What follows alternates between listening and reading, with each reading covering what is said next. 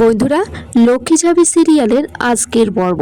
ঝাঁপি খুব দুশ্চিন্তা করছে, আবার ভাবছেও যে ওখানে তো দীপ আছে, তাহলে হয়তো সবটা সামলে নেবে। এদিকে হসপিটালে দীপকে বলছে যে মেডিকেলের ফর্মগুলো কিন্তু জমা করতেই হবে। দীপ তখন ভাবছে যে এত রাত্রে বাড়িতে ফোন না করে আমি বরঞ্চ নিজেই যাই। সেখান থেকে সে বেরিয়ে গেলে ইঙ্কাকে ফোন করে খবর দেওয়া হয় যে এখানে পুরো রাস্তা ফাঁকা আছে। ইঙ্কা তারপর রূপকে বলছে যে রাস্তা তো পুরো ক্লিয়ার, যান। তখন রূপ বলছে যে আমি কি করে নিজের দাদাকে নিজের হাতে মেরে দেব। ইঙ্কা বলছে এক কথা বারবার ঘ্যান ঘ্যান না করে যান, আপনি নিজের কাজটা করুন। ইঙ্কা এদিকে মনে মনে ভাবছে যে শুধুমাত্র দীপের মায়ের উপর ভরসা করলে আমাকে চলবে না, এই বাড়িতে প্রত্যেকটা মানুষের উপর আমার বিশ্বাস অর্জন করতে হবে। ইঙ্কা বলছে যে দীপের কাকা ভাবছে যে এই বাড়িতে মাথা হয়ে দাঁড়াবে, কিন্তু সরি কাকু, এই বাড়িতে রাজ করবো তো আমি। রূপ হসপিটালে পৌঁছে গেছে, সেখানে দীপের বাবার অক্সিজেন মাস্কের তারটা কেটে দিয়েছে। সেই স্বপ্নটাই ঝাঁপি দেখছে। ঝাঁপি হঠাৎ করে বাবা বলে চিৎকার করে ওঠে, আর তখন দীপকে ফোন করে। দীপ ফোনটা রিসিভ করে, বলছে যে এত রাতে কেন ফোন করেছিস। ঝাঁপি জানতে চাই যে দীপ কোথায় আছে। দীপ বলছে আমি তো হসপিটাল থেকে মেডিকেলের ফর্মগুলো নেওয়ার জন্য বাড়িতে এলাম, এখনই চলে যাব। ঝাঁপি তখন বলছে তোমার কি বোধ বুদ্ধি সব লোপ পেয়েছে?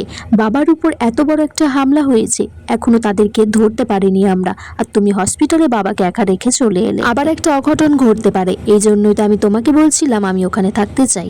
ঝাঁপি তারপর তার স্কুটিটা নিয়ে বেরিয়ে পড়ে হসপিটালে যাওয়ার জন্য, কিন্তু স্কুটিটা রাস্তার মাঝখানেই খারাপ হয়ে যায়। এদিকে রূপ হসপিটালে ঢুকেছে, বলছে যে আমার দাদার কাছে তো আমার ভাইপো থাকতো, সেখানে ওর বাড়ি আছে, তাই আমি এসেছি। রূপ তারপর ভিতরে ঢুকে এর বাবার অক্সিজেন মাস্কটা খুলে দেয়, একটা বালিশ নিয়ে মুখে চাপা দিয়ে মারতে যাবে, তখনই সেখানে ঝাঁপি চলে আসে।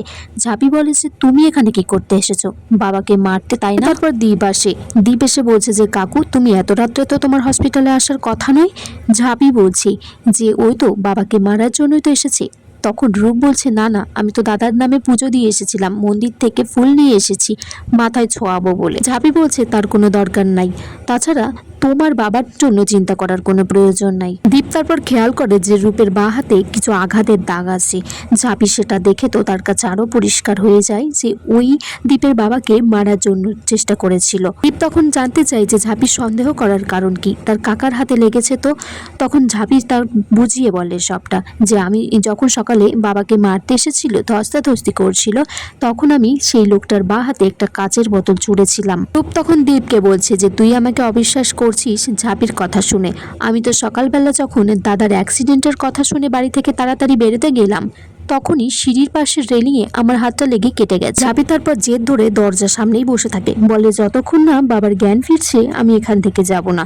রূপ মনে মনে ভাবছে এখানে বেশিক্ষণ থাকলে অনেক প্রশ্ন করতে পারে, আমি ধরা পড়ে যেতে পারি, তাই সে সেখান থেকে চলে যায়। বন্ধুরা, আগামী পর্বে দেখা যায় যে দীপের বাবার জ্ঞান ফিরেছে। ঝাঁপি জানতে চাই যে তোমাকে সকালে মন্দিরের সামনে কারা মারতে চেয়েছে। বলছে যে আমি তাদেরকে দেখিনি, আমি ঠাউর করতে পারিনি। ঝাঁপি বলছে তুমি মিথ্যে কথা বলছো। ঝাঁপি তারপর দীপের বাবার পায়ে হাত দিয়ে বলে আমি তোমার পায়ে হাত দিয়ে প্রতিজ্ঞা করছি বাবা, তোমাকে যারা মারতে চেয়েছে আমি তাদেরকে ঠিক ধরবই। বন্ধুরা, এখানেই শেষ হয়ে যায় লক্ষ্মী ঝাঁপি সিরিয়ালের আজকের পর্ব। তোমরা কমেন্টস করে জানিও কেমন লেগেছে আজকের পর্বটা।